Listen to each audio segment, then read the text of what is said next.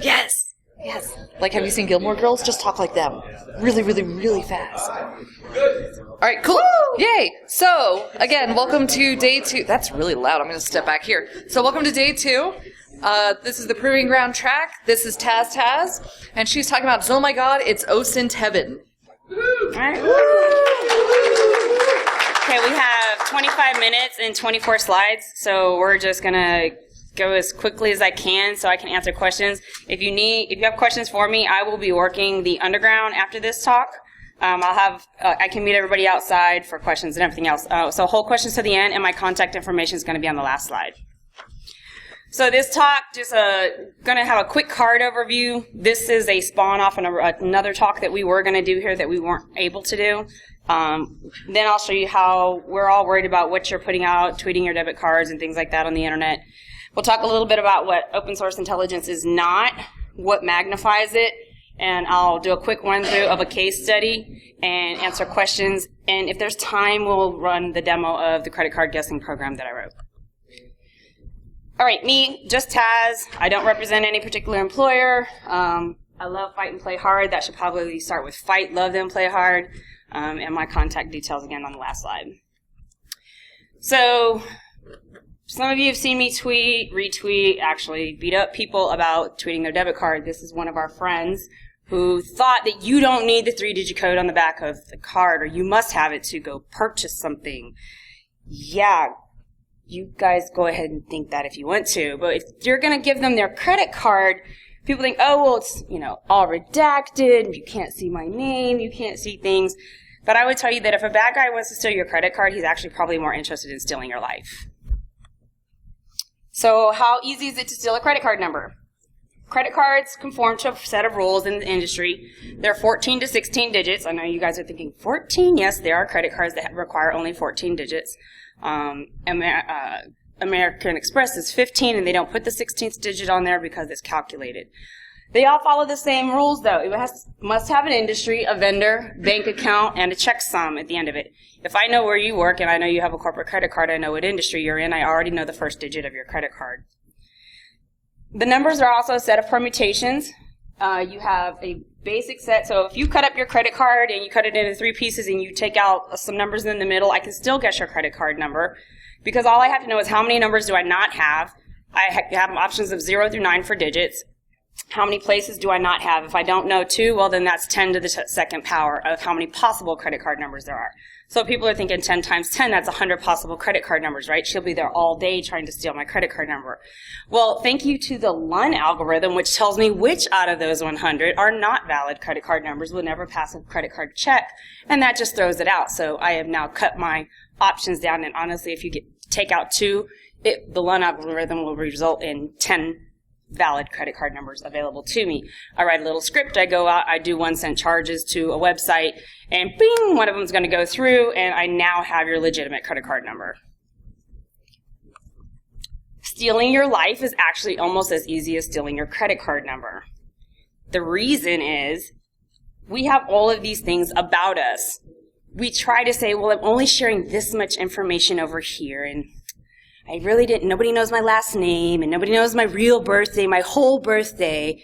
Well, it's easy because the overlap in the center, and anybody with enough time and patience can steal your life if you give them just enough information to get started.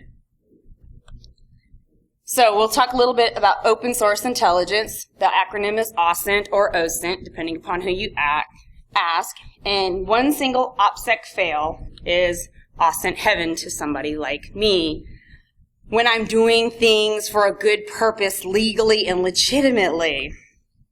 So what is not open source intelligence? Open source intelligence is not the open source internet. It's actually intelligence. It's actually going out, getting pieces of information, putting them together so that they build a picture and allow people to take action or make decisions. Those actions and decisions are usually not going to be in your best interest. It is not the dark web.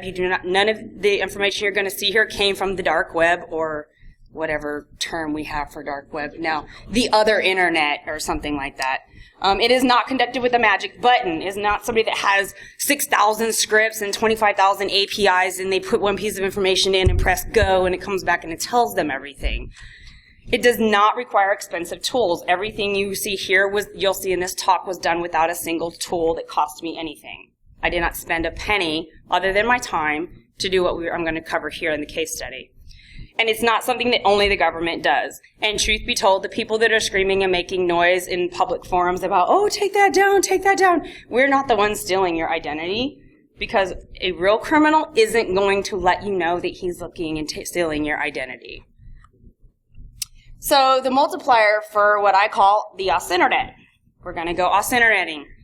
These are just a few of the applications that make my hobbies easier. Most of them are free. Almost all of them will allow me to do a free basic search for information that I take as a pivot point or a springboard and I go forward.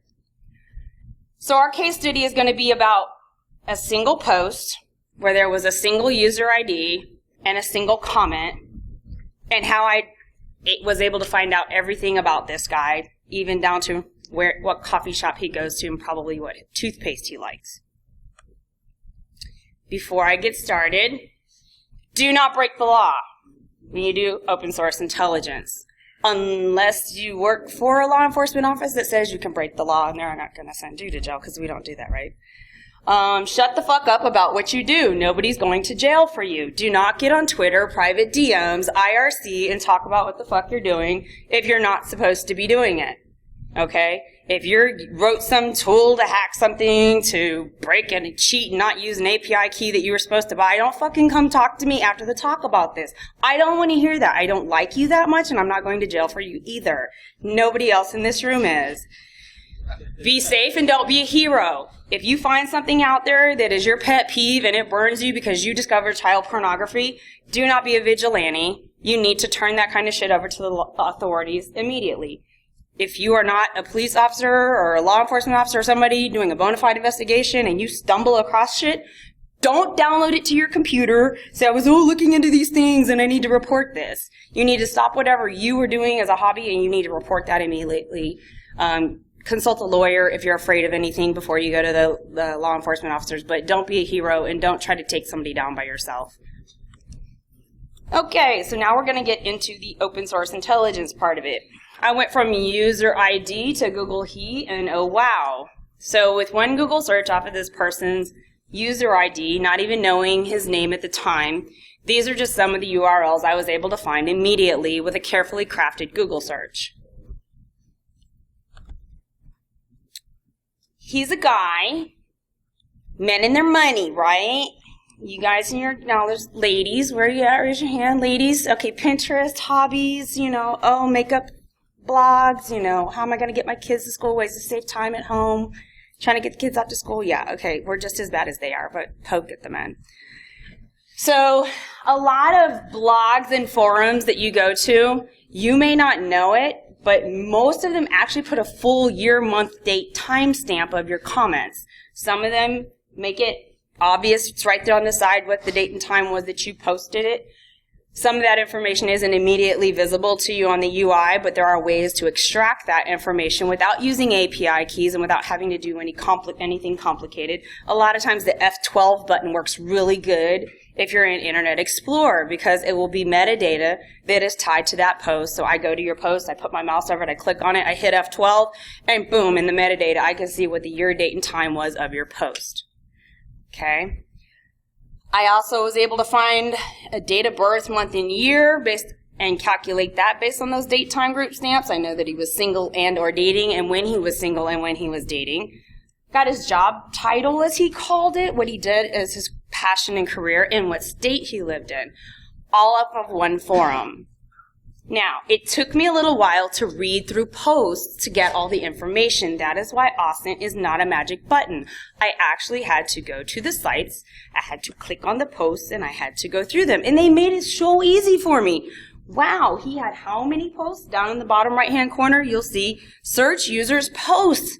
Because I like you, and you're all about being popular in your blog forum, right? Because we all need our internet friends, right? Yeah, so I went to search his posts, found his profile with the exact same user ID that was associated with the other post. Now, I don't know at this point in time that this isn't somebody else with another user ID, right? Could be somebody else using the exact same. How many times have we gone to get our user ID somewhere else and it's already taken, right? So I had to gather this information to put it by as possibly identifying this individual. Also got his job. He was self-employed. He was 26 when he made this post. He lived in Texas and he was single. All in that one forum. So, if you can math, you can usually figure out somebody's birthday. He helped me out by complaining on Twitter that UPS didn't deliver his Christmas stuff when he needed it. And I was like, okay. Oh, that was the other guy. My bad. Shh. So, I took what I got in that forum, and you search big. You always have to start big and then get narrow. And the reason is because if you go out and you pick something that's very narrow scoped, you may A, leave out your real target, or B, there may not be enough information in another forum where you're trying to get the circles to overlap to find out who this person is. So I started big with just a petroleum landman and a keyword of self-employed, and I used keyword independent in LinkedIn. Again, carefully crafted LinkedIn search. Didn't have to pay for LinkedIn. And I got that I had X amount of results within Y miles of Houston. No, I'm not going to tell you how many and why, because some of you are going to try to take the slides and go out and find them yourself. So then I narrowed it down. I will tell you that I had slightly over 30 results. So I've got 30 possible douchebags, right? So I go out and I eliminated them. First got rid of anybody that wasn't 28. I know it's a guy, so females were out. That was easy. I eliminated anybody that was a lawyer or a business owner that was in the petroleum business. They stated that he stated in one of his posts in 20,000 something of the year of our Lord, he, was self-employed, so I could go back and look at his LinkedIn employment history, and anybody that wasn't self-employed, or that was not self-employed, they were out. Then anybody that was employed by, well, he was self-employed, so he's not employed by anybody else, right? Okay. Narrowed it down to associated with. I wound up with one guy out of 30 after I had some other eliminating characteristics, not on the slide. One post with that user ID. I knew what his alumni was thanks to the post that was up, and so I was able to narrow it down to the only guy that went to UT. Oh, did I say that? Okay. Now, I needed his whole birthday. Voter registration is a great place to guess somebody's birthday. This site, did I say where they are? Oh, yeah, Harris County, Houston, Texas. They will allow you to put in the person's full name and their birthday to get their verify their voter information.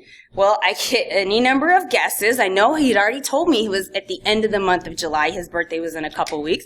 So I start with July 31 and the year. Enter. No such record found. Process of elimination, and about 5 or 6 guesses. I then had his, oh yeah, we found the person you're looking for. Here's your information. So yeah, voter registration, great place to get home address information. So I now have his name, his career, his birthday, and where he lives, because they're so kind to let you know that your street is in which voting district. I then take that and went to another online search source, one that was mentioned in the previous slides of graphics. I took his LinkedIn name for the guy that I had believed that it was, and I went in and, wow, they gave me his phone number, all the little associated with down there. That includes his aunts, his uncles, his cousin, his grandmother, and his mother and father. So now I have all of the family's information, and I also got to find another place that he lived, that when he wasn't in Texas, when he was in college, which, oh, by the way, after I went back to the original source with the user ID and the post that spawned the whole thing, I dug through that timeline a little bit, and everything overlaps. We're back to overlapping circles and why it's so easy to steal your life. I have not even been to Facebook. Just let that sink in for a minute. So I took something from the left side, I had a source on the right side, which gave me more things that I took to the left side, to another source, and zigzag back and forth down your chart. And that's pretty much how I follow the breadcrumb trail. So again, no magic button, no expensive resources to complete this. We love our picture phones, our smartphones, except for Brandon. Brandon, raise your hand. Brandon doesn't do smartphones. He's so secure. So So I take the... So then the next thing I did was I just looked for a photo overlap. So where did you post the same photo? So I do finally go out to Facebook and I find the guy that I think it is, right? I think it's this guy. Magically, he has the same pictures on this other account that's totally not associated with him because he's nowhere mentioned on Facebook, right? Yeah, and all of the photos, like not all, but like his LinkedIn photo overlaps, his social media account that spawned the investigation has some of the exact same pictures. I run them through, and I will get TinEye. Some of you have heard of TinEye. TinEye was one of the things that I used for cross-referencing data. But there were enough overlapping points that we were able to say with reasonable certainty that this was the individual. Again, he also had travel dates and activities that were overlapping between accounts. Like, he may not tell you when he was gone, but he will say, hey, last week when I was in Florida, blah, blah, blah. And this is on one social media account. And then another social media account with a completely different user ID, you wouldn't know that it was associated with him, was, oh, wow, he was there. And on Facebook, his friend was with him. I found his friend in the other social media account. That guy has another friend with the exact same pictures, but a completely different name. So, at the end of the day, this is where we come up with. I started with one user ID, and at the end of the day, and I haven't shown all the tools and all the information, I had his date of birth, his current employer, former employers, almost all of his social media accounts, and their other ones that were not supposed to be him. I knew where he went to college, when he graduated, which high school he went to, what football team he played on, what position he played. I actually knew from the financial forums other places that he was keeping his money and things he was attempting to accomplish. I had his name, his address, phone numbers, emails. I had a bunch of URLs that overlapped with where he was at. And he was dumb enough to actually go favorite the same organization on his Facebook page, although he didn't like and comment on things, but he had them in, you know, the Facebook like things. What are those things called? The organizations you follow? I don't Facebook, so sorry. I stopped Facebooking so long ago. And then probably the worst one is the association details. Because a lot of times people, if they're stalking you or coming after you, they're not going to come after you directly. They're going to start following your friends and family. And as you can see, I found everything down from that guy's grandmother, great-grandmother, father, mother, brother, sister, cousin, uncle, and their associations from one website. So you actually, if you're out there doing shit you shouldn't be doing, you shouldn't have these social media accounts because you're putting your friends and family at risk. And so if you guys have kids, you guys talk to your kids about that, putting the children at risk. If you guys are out doing things that you shouldn't be doing, I called one young lady's mother when she posted stuff on Twitter. Yeah, I looked her family up and I called her mom and dad. And I was like, so, oh, by the way, your daughter's making herself a target for a pedophile who lives 2 blocks over from you. Needless to say, I had her mother's attention, and I gave her mother the website to go find the pedophile to confirm that what I was telling her was not BS. Her daughter had posted her driver's license because it was a milestone event for a 16-year-old to get their driver's license.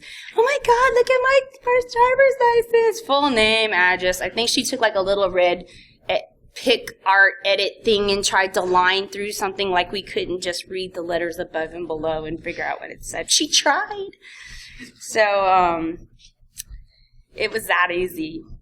So, Facebook is great, but you don't need Facebook to do open source intelligence. And honestly, I don't start with Facebook because to me, if you go out and you look for a name that you think it is, you may completely miss all the other stuff that's out there. I like Facebook because Facebook, at the end of the day, fits right here.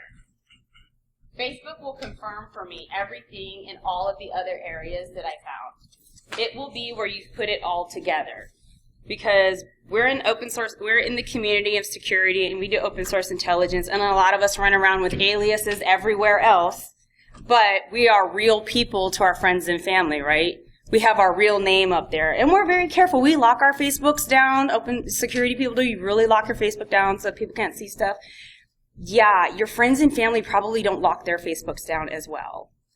So I would tell you that if you're doing something in security and it's high profile or whatever, I actually would strongly encourage you to get rid of your Facebook account, because Facebook brings all the pieces of the pie together to make a single apple pie. And that's actually the end of my talk.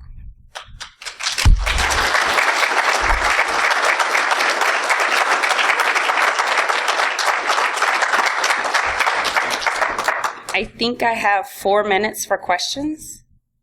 Do we have any questions? Yes, sir, if you want to.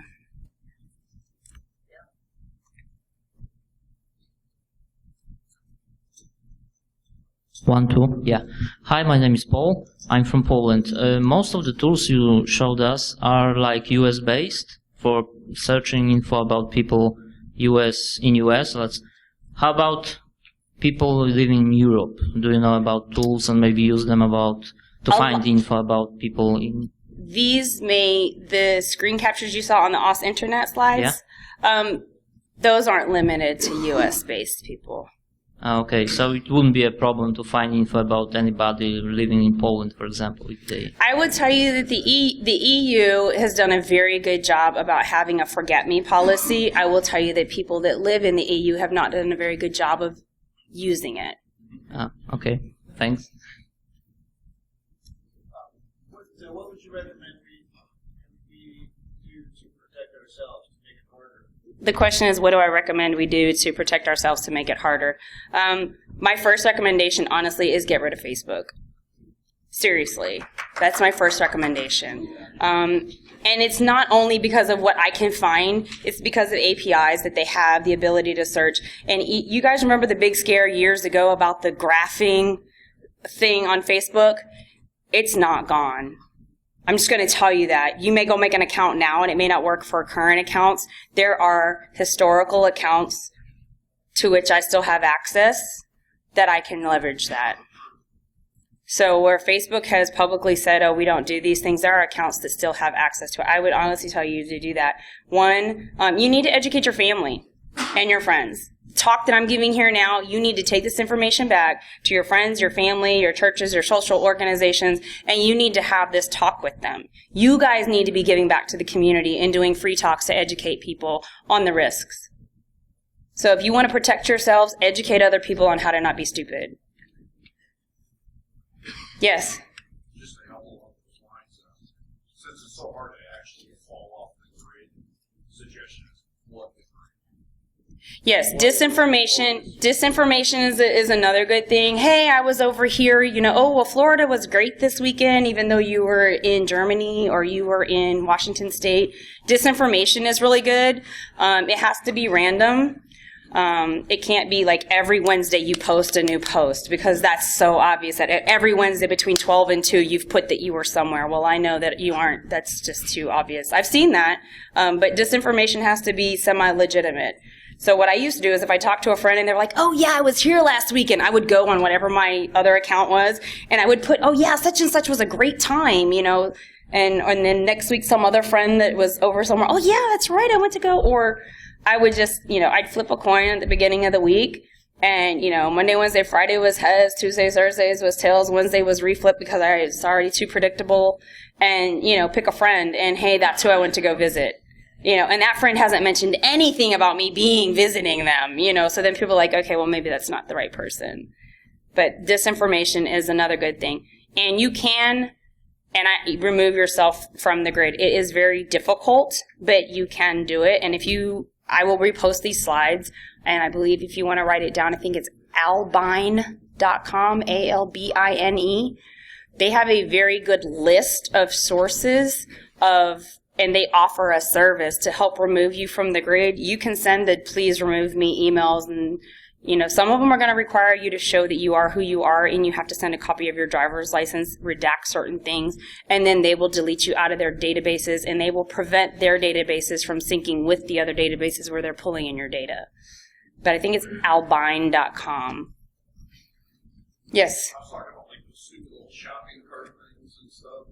You put a different address, different phone number every time you sign up for one of those. You put 50 of those out for like one time period. it creates too much work for people to search through all that information. I think I have a question over there. If you, I get what you're saying, and I completely agree with how you're saying toward the friends and family. The problem comes when I do preach to friends and family, and they're like, I don't get it, I don't care, or why would I do this? unfriend.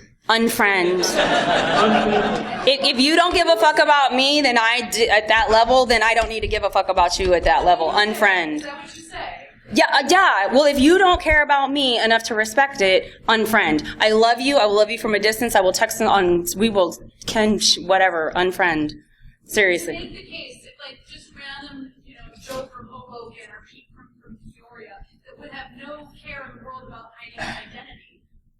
What would you say to him about securing his assets or his identity online? Well, if they come to see you talk, they want to learn. Don't waste your breath on people that won't listen. Yes, ma'am. And I think we're out of time. Oh, it goes. Okay. Well, while he sets up, can I answer one or two more questions then while you set up, I guess? I'll get out of your way. Yes.